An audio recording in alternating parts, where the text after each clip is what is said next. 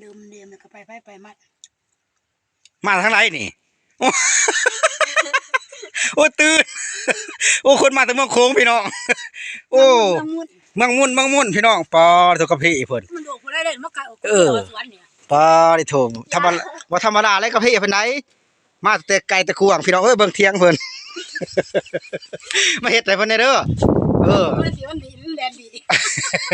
โอ้ยเขาจะว่าได้ข่อย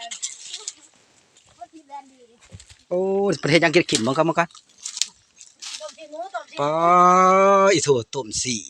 บ่ธรรมดาเนาะบัดความกินความอยากซะมาดูลาขนาด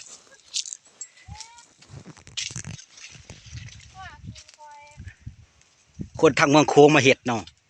เมืองมุ่นเนาะเดิมไปเมืองมุ่นมาเฮ็ดสวนปอดิโถสนัดยังว่าความงามสนัดสนีบางที่กะพี่นี่อ๋อดิโถน้องปีนานี่สนัดเด้อพี่น้องเด้อจะเบิ่งโดจะเบิ่งโลดจะเบิ่งหน้าเราไว้ว่าเราเป็นคนอะไรเฮ็ดสวนก็บ่เก่งขยันบ่ขยันพี่น้องเอ้ยลงแต่เช้ายามเช้าลงแต่เช้ายามเพลจนบ่อยากเฮาฮอดกินข้าวกินน้ำเบิ่งกะพี่เพิ่นเด้ออ๋อดิโถบ่ธรรมดาลงทุนปีนี้ลงทุน50 ล้านลูกสาวนี่บ่ทันมีผัวพี่น้องลูกสาวบ่ทันมีผัวหรอก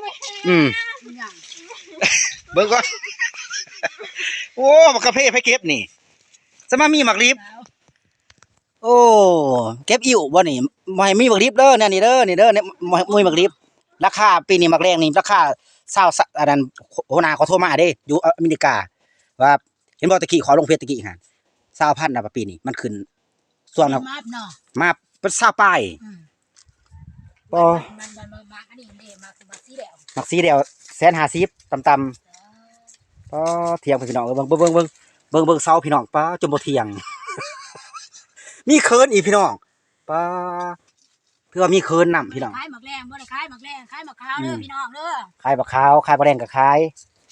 อยู่แบบพอเพียงอยู่แบบธรรมชาติบางทีเห็นธรรมดาพอเพียงได้เบิ่งเฮือนนี่พอเพียงได้จะเบิ่งนี่แต่ว่าปีนี้ซ้ำนี้ที่ปีหน้านี่จะถาเบิ่งเด้อถาเบิ่งใหม่เที่ยงเราสิมีใหม่บ่ได้บ่มีพอความคำกันพี่น้องพูดความคำ